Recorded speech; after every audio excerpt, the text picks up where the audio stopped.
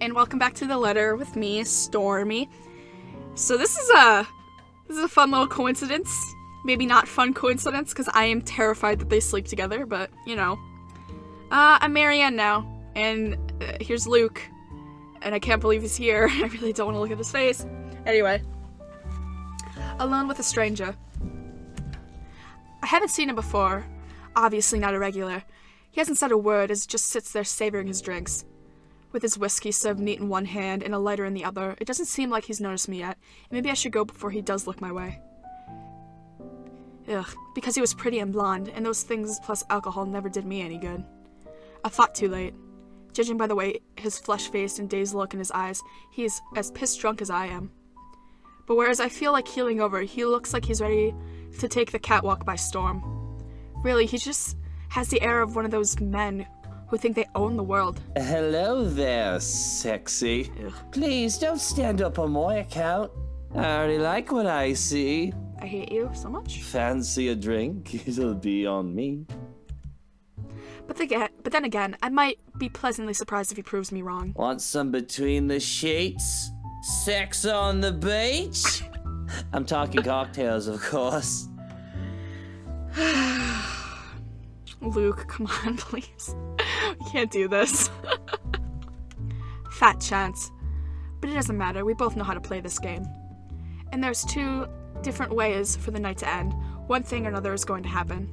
The question is, what do I want to do? Oh no, that's fine. I'd rather order some blue balls or some AMF if you don't mind. He looks like he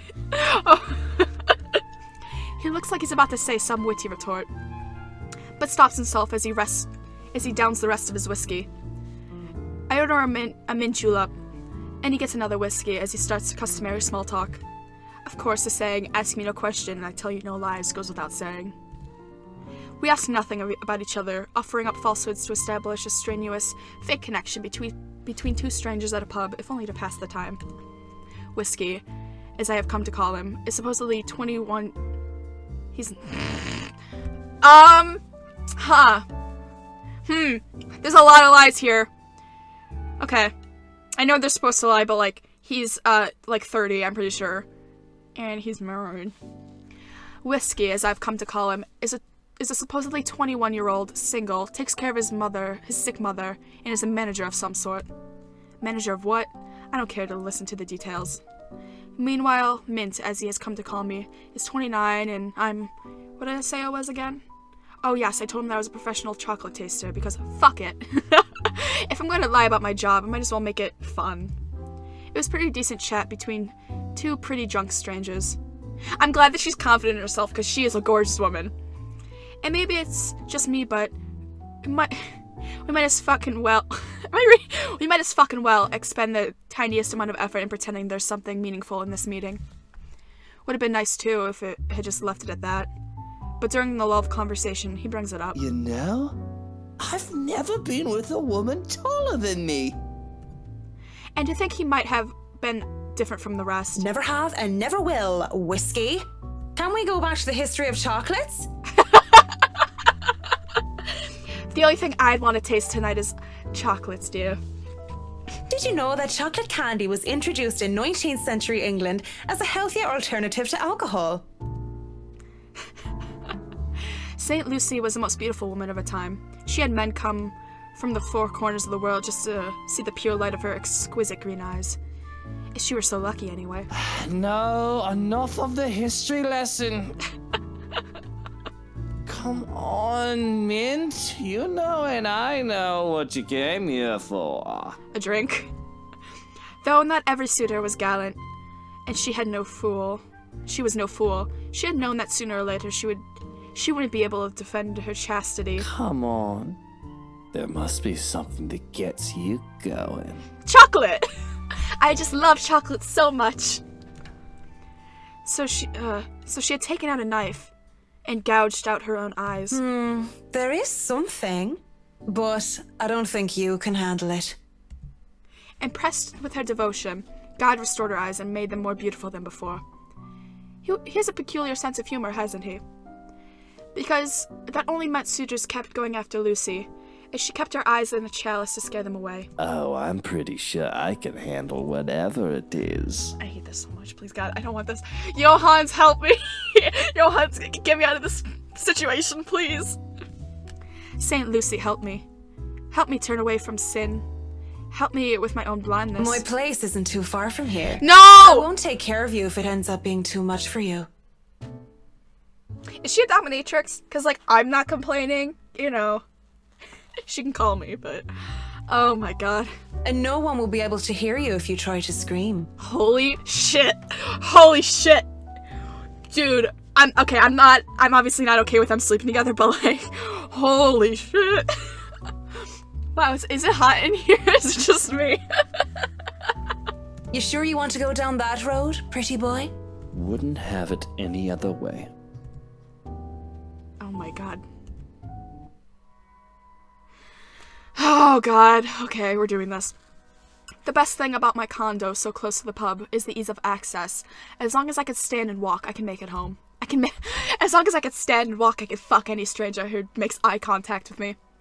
Maybe I need help from a kind neighbor or two to help me with the last leg if I've really gone overboard on the alcohol. But I've always made it home. Does she also get pregnant with this kid? Because this is just too much. Why do people like him anyway? There's literally nothing likable about him. Sometimes with company. Of course, that always comes with complications, especially the real clingy ones. But it isn't anything a good tip about stalkers to the building security can't fix. I'm always nervous though. Even if this isn't the first time I've done this. In the first few minutes we entered the room, or the first few agonizing minutes where I try not to panic. Okay, Mac, so far so good. Don't let him smell your fear, under all the liquid courage. He'll leave sooner or later, and I'll never have to see him again, just like every other man before him. I like to say to myself that the men I brought to my place were more scared than I was. Yet, there's no fear when I look into a whiskey's eyes, only delight. When he starts touching me, I don't hesitate. When I push him up against the door, roughness is to be expected. And as long as he sticks to the script, everything will go smoothly. We'll have a little tumble in the sheets, he'll leave, we'll forget about it. If somebody asked what I really wanted, I would have told them that I wanted a bed of roses, chocolate and music, maybe an Irish cattle. But all I really want is her, and that's never going to be a reality. That was my fault, of course. Because I was afraid. Because I was a coward. They would never hold a candle up to her. She was the light of my life. And I had let her go. I can't even be bothered at the thought of her. Just a single thought of her makes my resolve to see this affair through waver. Wait. What is it now? Thank God they're not naked. I would have screamed. Yes, what is it now? What is it going to be, Marianne? Sex or no sex? No sex! Are you kidding me? Okay, so maybe I'm reading this wrong. She's in love with another girl, which is fine, obviously. She said that she sleeps with men. Is she in denial? Is it internalized homophobia? You got me, Marianne. I'm interested. This is wrong. We're both drunk. Yeah, I never in a million years. No, even if I wasn't, like, even if they weren't drunk and they weren't married, like, he wasn't married and Marianne wasn't possibly a lesbian, I would still never touch his dick in a million fucking years. You can't dream of it. And? This is wrong. Don't you think it's a bit fucked up that we're about to have sex and we're just calling each other by the drinks that we had? How messed up are we? Doll, shut up with the ethics and morality talk. It is seriously putting me out of the mood. Get your dick away from me, bitch. I don't want it. If you want to leave now, Whiskey, I understand. I mean, with how smashed you are, it'd probably be best for you to sleep the night unless you want to be mugged. But I won't stop you. And this isn't going to happen. Bloody hell. Haha, cockblocked. Of course he's annoyed at me for putting off our sexual congress. But no means no. And beyond spewing a few profanities under his breath, he surprisingly simmers down soon enough.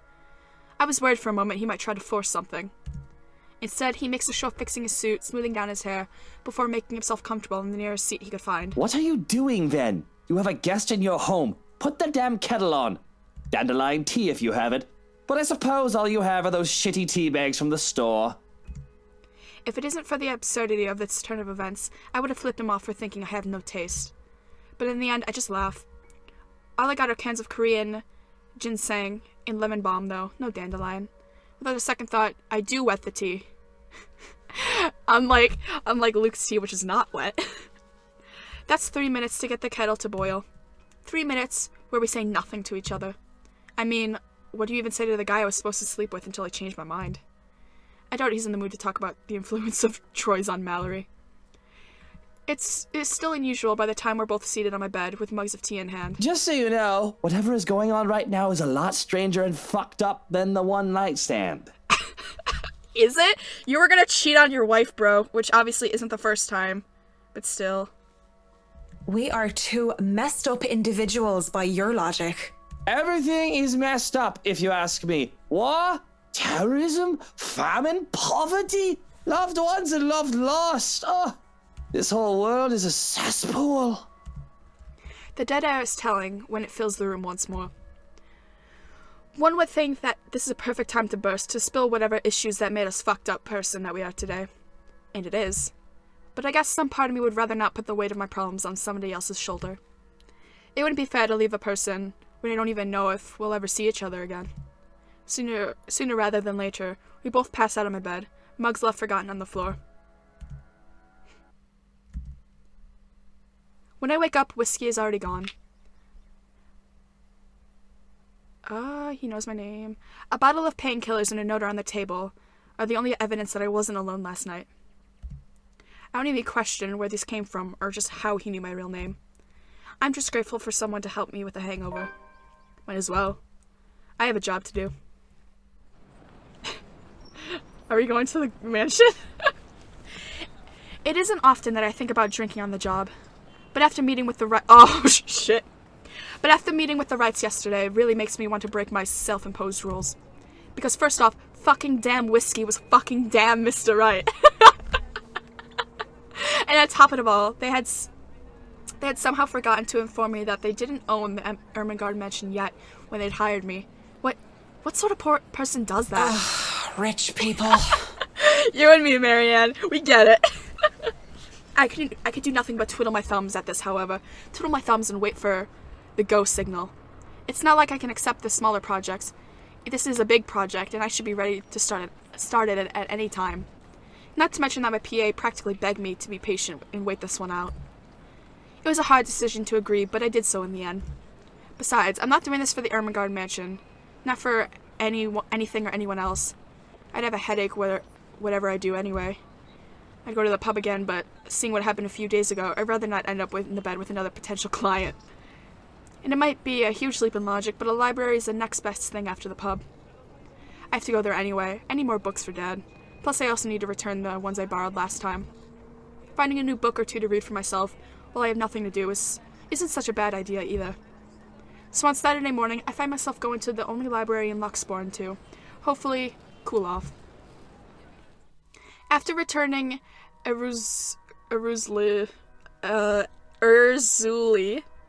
and a poetry book by Henry of Podbrady, I asked the librarian about the several titles on my list, though I don't have much luck on that front. Dialogue with the Death has already been snatched, and she bluntly said that she did not keep our mathematical universe for someone who didn't return books on time. I make headway at least when I ask about Siege and rendition of Havana by Jacobo de Pizzula. If you count her snarling and pointing at the history section as a headway, that is. The history section is devoid of any other except for myself and a redhead, though I'd wager a guess that Red's just passing by to get a classic literature section. So many books, so little time. Scanning the books and seeing how many wonderful titles gives me a great pleasure. And that's when I spotted... Hello, sailor. Why don't you come to Mama? It's not a naval book I was looking for, but... No, it's even better. The newly acquired History of Luxborn Architecture, first edition, too. I know I just have to get it. I have been waiting to get my hands on this book for so long. The fact that there is only one copy proves to be a problem, though, when Red reaches out for the same... reaches it for the same... at the same time I do. I think I had this first, miss. Hey, Becca! Also, she's not red. She's pink. I only stare at her when she refuses to let the book go. Refusing to let go of it as well, I raise a brow in hopes that the fact that I was significantly taller than her would intimidate the girl. Even then, she refused with a rebellious look. This isn't exactly light reading, miss. I mean, do you even know which architect was at the forefront of 18th century Irish architecture? A beat. She blinks and I can't help the smirk on my face, which is wiped off when she opens her mouth. Edward Lovett Pierce, who established the Palladian style through his work with Castletown House and the Irish Houses of Parliament. This bridge was destroyed in this year to delay French troops while under the regency of Mary of Guise. This is not what I was expecting. Let's be honest, how many people would know these history facts? Aside from me, anyway. Going right to the obscure ones, aren't you? Easy enough. Tullibody Old Bridge in Clackmannanshire, Scotland, on the January of 1560, if we want to be specific. Suddenly, it's a game where we throw these history questions and the facts at each other back and forth in hushed tones unless we want to be thrown out of the library. After a while, it goes from a strange competition to a strange but friendly banter, if it could be called that. But as fun as it is, the exchange soon slows down until we're grinning at how odd this whole scene is. Marianne McCulloch, my desire for potatoes doesn't quite match what the stereotypes suggest. Rebecca Gales, the Scots' supposed hatred for the English wasn't enough to stop me from teaching their little spawns. By the way, we had forgotten about our little tug-of-war, although she still holds the book in her hands. I let go of it without realizing when she answered my first question. History teacher, then? Got it in one. No wonder you gave me a run for my money. Now, if we're talking about architecture, I'd blow you out of the water. You're from where? Luxburn Uni? Oh no, just St. Goretti's. Ah yes, Saint Goretti. You think a school would choose a more appropriate saint to name themselves after, especially when they have very young students. And I'm guessing you're an architect, if you're so confident about the subject. Interior designer, Miss Gales. Please, just call me Rebecca. You aren't one of my students, are you? Marianne, then. I could be one of your students.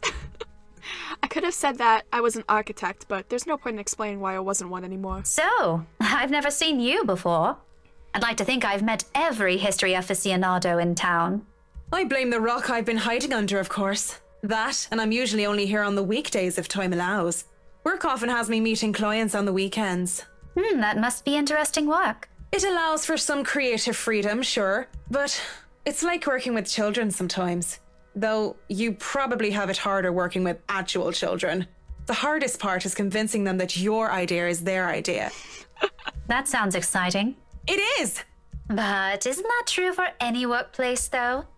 We just cross our fingers and hope there aren't any man-children in charge of important things. Any big projects right now? I can't imagine that interior designing is a frequent thing. I'm working on the Ermengarde mansion. Lucky me. That mansion. Intach. Wonderful. Breathtaking.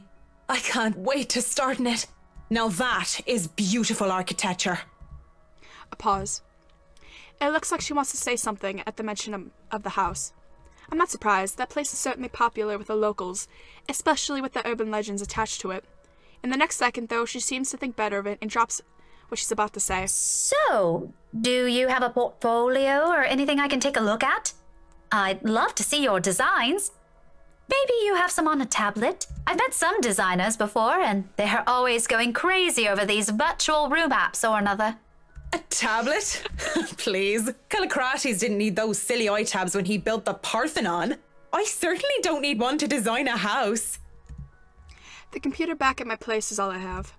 Why should I buy such an expensive gadget that will just get outdated within a year when what I have is just as functional? The traditional ways had far more personal touch in my opinion, not to mention those smartphones are awful tools of procrastination.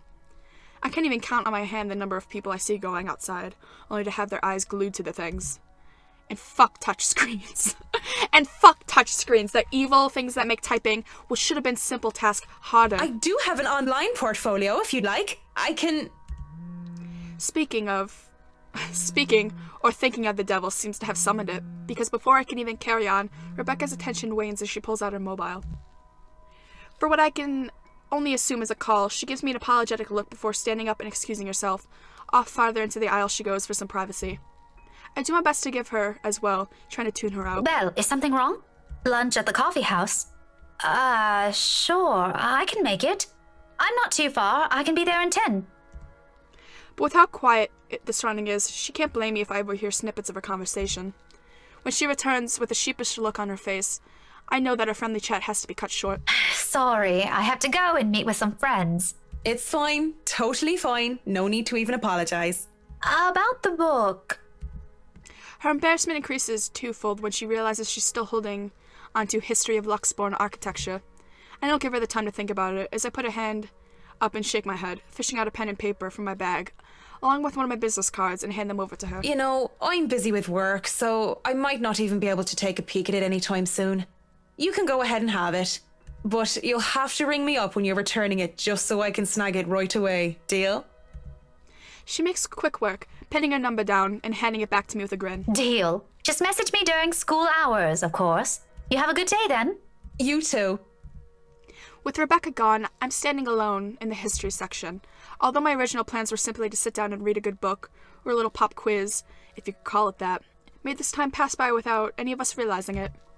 It was fun, and I do believe I've made a new friend. Good job, Marianne! Even with the talk of lunch, however, I don't feel like grabbing a bite to eat. There are still other books to read here, and I'm hoping to find something that will help me while I work with the rights. Something like How to Deal with Arseholes Professionally 101, just in case. I've dealt with a lot of uppity, snooty, and rich clients before, but it's still better to be safe than sorry. Because Luke Wright just takes the fucking cake. I love how much she swears. She gets it. It's me, and it's Marianne, who, I guess Isabella can join too. They're just like the we fucking hate Luke squad. I'm so glad that other characters are like, actually fuck this guy. I mean, she almost did fuck him. Because Luke Wright just takes the fucking cake, and he probably manages to eat it too. It seems like the world is conspiring to keep me from my me time. As my mobile vibrates in my pockets for the moment, I find myself from the shelves of classic literature section. Marianne McCulloch, Charlie Rose Design speaking. Rose Cooper here, Miss McCullough. I hope I didn't catch you at a bad time or anything, but I just wanted to check in and tell you that we've got the clear to hand over the documents. Madam Wright told us that we should forward the floor plans to you. Already? How did they get through the process so fast? Surely there's so many red tape to even acquire the forms and the transferring of rights? No matter how rich the rights are, it shouldn't be this quick, right? So, if I can just have your email, I'll be sending them your way. I'd actually like a physical copy of the floor plans. Oh, I suppose that's fine. I'm not at the office right now, but I can inform Miss Santos of your request. I'll make sure to drop by the office after lunch if that's fine. Not a problem. Right. Well, cheers. Right. Cheers. And with that, I gotta say cheers to you guys. Thank you so much for watching. I really appreciate it. And, I mean, hopefully shit happens next time. I would not mind, like, watching Marianne and Luke get into a fist fight. I just feel like it would be fun. Anyway, I hope your day is as wonderful as you are. And I hope that... I hope that you get to eat a giant cake today.